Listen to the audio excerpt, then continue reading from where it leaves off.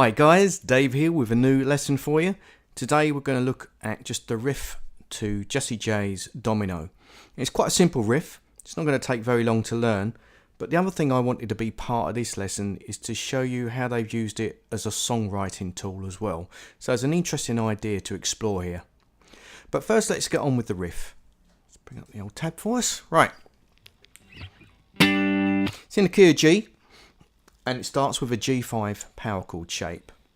So I'm just holding down fret 5 on the D string and fret 7 on the G. And we just go 1, 2, 3, and like that. You might want to put some scratches in at the beginning. You hear it on the record. On those first two chords. Okay, so that's the first part. Then it moves to basically a C5 shape. This is fret 5 on the G and D strings. Like so.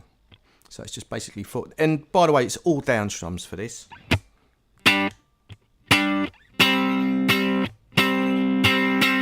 Like so. Then we're going to move to this little shape. So this time I'm 5 on the D, 4 on the G. Again, 2 main strums on that, and then back up to the C5 shape on the 5th fret. Like that. So the whole thing.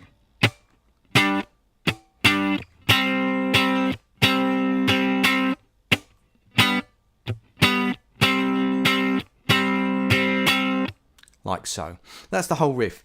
Other things, technically speaking, I'm doing a lot of muting with my left hand finger so that I can just strum it rather than little picking strokes. I'm really attacking it. So when I'm playing that first shape, for example, fingers 2 and 3 are muting off the bass strings, and then the backs of my fingers are taking care of the strings underneath, the second and first strings. That way you can really add a little bit more drive and dynamic to it. And I do that with each of the chords. So when I go down to the next one, again, I'm using these fingers to mute off the top strings. And same thing when I do the last one. So that's the main part. I've got a feeling that there's a higher part, which is just the octave. It might be done on a keyboard, it might be on a guitar, but I'll show you where you'd play it on a guitar. It's the same thing, but just up the octave. So this time I'm playing on the G string at the 12th fret. And then the 15th fret on the B string. So 2 strums on that. Then I just move down to the 13th fret on the B string. And then to the 12th fret. Now you can either do a little bar, or if you want to use 2 fingers, entirely up to you. And then back up to the 13th fret again.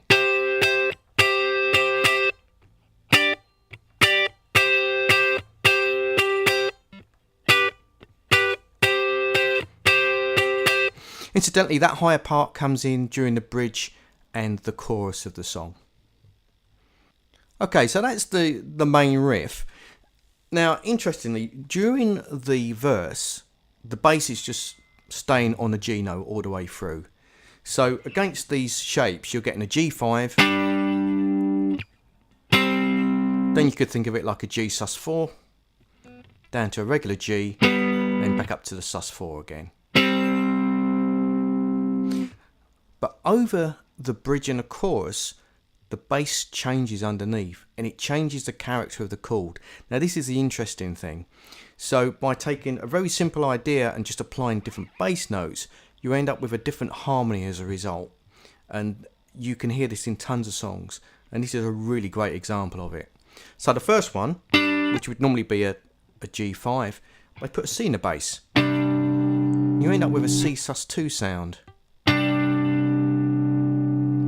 The second chord, which we'd normally think of as either a C5 or a G sus4, they put an A in the bass, turning it into an A minor 7 chord. Now the third shape, which you would think of as like a G, they put an E in the bass, making it an E minor chord. And then the last one, where it goes back up to the sus4 shape, or C5, they put a D in the bass, and then I would probably view this as like a D7 sus4. So with the bass in it,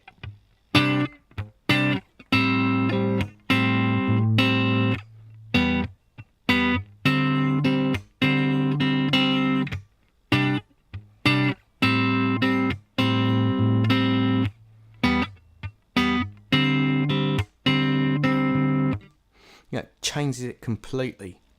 So it's well worth taking this sort of idea and trying different bass notes out to see what kind of chord sequences you can build on it. Just as a general observation, I tend to find that a lot of these sort of riffs work really well if they're really simple, where they're maybe on one note, or maybe just simple chords like 2-note chords or intervals, or triads, 3-note chords. And then just by changing the bass note, you can end up with some very interesting chord sequences. So to finish off with, I'm just going to give you an example where I've just tried some different bass notes out, just as a way of kind of exploring some of the possibilities with this riff. Okay guys, I hope you have fun with this one. I hope you learn a lot from it as well, and I'll see you for one real soon.